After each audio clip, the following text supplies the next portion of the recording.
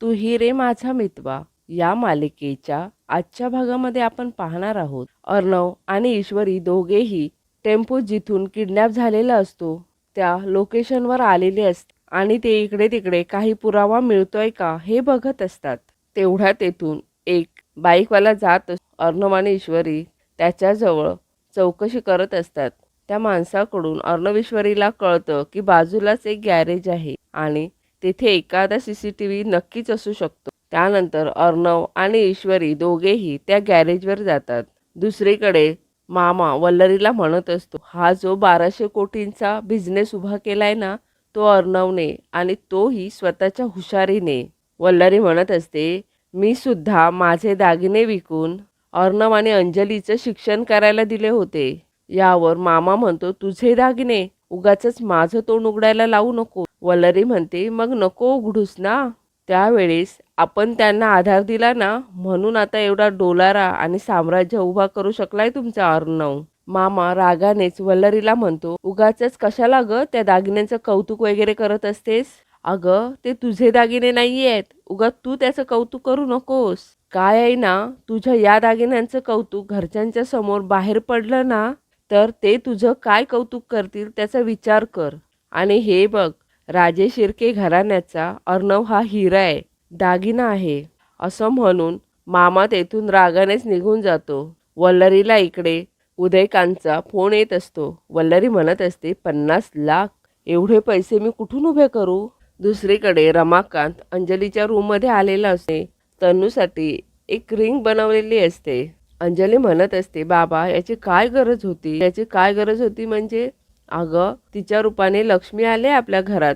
माझी एवढी परिस्थिती नाही आहे म्हणून मी ही छोटीशी अंगठी बनवली. जर माझी परिस्थिती पहिल्यासारखी असती ना तर मी हिऱ्याचं काहीतरी बनवलं असतं. त्यानंतर अंजली ती अंगठी घेते आणि रमाकांतला म्हणते, बाबा हिचे सर्व दागिने आजीजवळच आहे, तुम्ही ही अंगठीसुद्धा आजीजवळ नेऊन देता का. रमाकांत हो असं म्हणतो आणि आजीच्या रूमजवळ जायला निघतो. वल्लरी इकडे आजीच्या रूममध्ये आलेली असते आणि आजीच्या रूममध्ये येऊन वल्लरी लॉकरमधून काही दागिने काढते आणि ती ते दागिने घेऊन जाते. बाहेर रमाकांत आलेला असतो आणि त्याचा लक्ष वल्लरीवर पडतो. रमाकांत हे सगळं लपूनच बघत असतो. वल्लरी गेल्यानंतर रमाकांत म्हणत असतो, ही वल्लरी आईंच्या रूममध्ये काय करत होती. इकडे अर्णव आणि ईश्वरी दोघेही त्या गॅरेजवर येऊन पोहोचलेले असतात. अर्णव त्या गॅरेजवाल्याला एक फोटो दाखवतो आणि म्हणत असतो, हा फोटो बघा, या गाडीला तुम्ही रात्री पाहिलाय का कुठे. गॅरेजवाला म्हणत असतो, हो पाहिलाय ना, हा टेम्पो काल रात्री आला होता. त्यातील माणसाने पेट्रोल पंप विचारला होता. त्यानंतर अर्णव त्याला पेट्रोल पंप कुठे आहे असं म्हणतो आणि दोघेही निघत असतात. तेवढ्यातच तो गॅरेजवाला अर्णवला म्हणतो, अहो तुम्ही दिसताय सुट्टाबुटात पण चौकशी मात्र पोलिसावाने करताय. इशय लय हार्ड आहे हा तुमचा. यावर अर्णव म्हणतो, तो जो टेम्पो काल रात्री तुम्ही बघितलात ना तो चोरीचा टेम्पो आहे आणि तो माझ्या कंपनीचा टेम्पो आहे.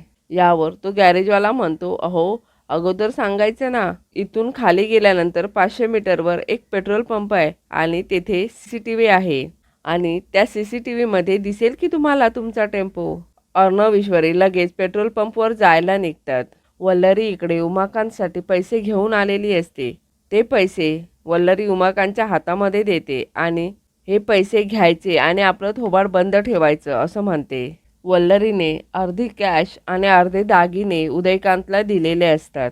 वल्लरी म्हणत असते, आता चुपचाप अंडरग्राऊंड व्हायचं आणि जेव्हा जेव्हा मी कॉल करेन ना तेव्हा माझा कॉल उचलायचा आणि माझी मदत करायची. यावर उदयकांत म्हणतो, ठीक आहे, त्या मदतीचे वेगळे पैसे लागतील. यावर वल्लरी म्हणते, देईन रे बाबा, सारखे आपले पैसे पैसे पैसे.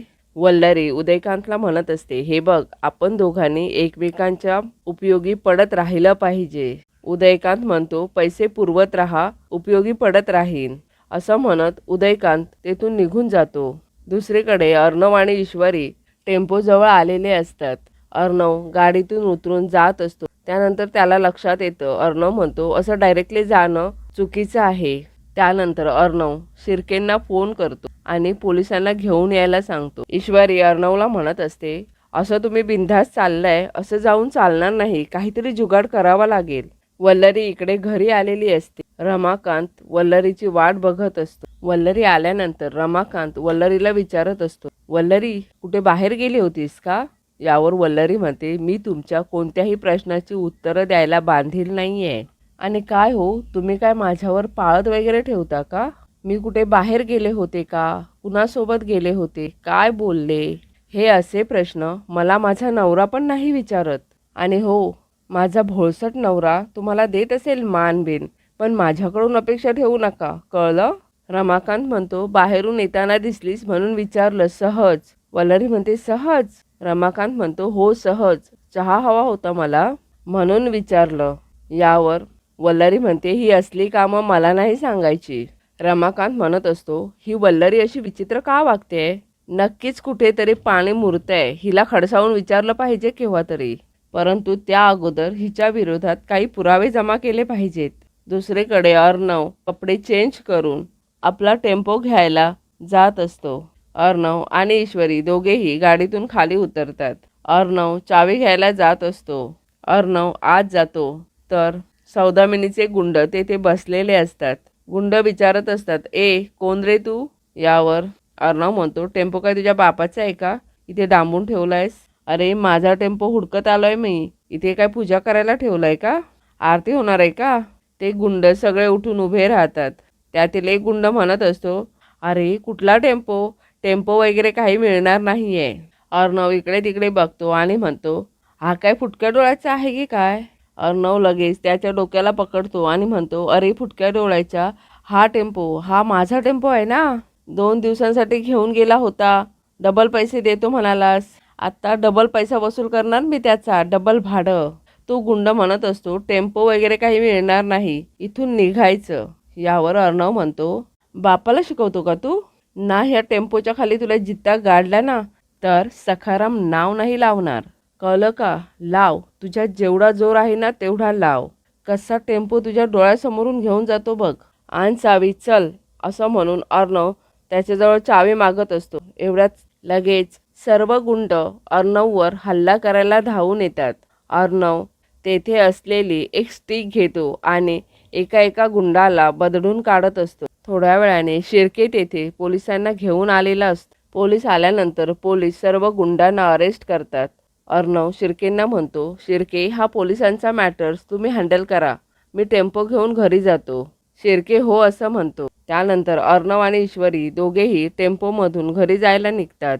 टेम्पोमधून जात असताना ईश्वरी अर्णवला म्हणत असते, सर थांबा थांबा, समोर बघा तो स्टॉल आहे, त्या स्टॉलवर काहीतरी खाऊया ना.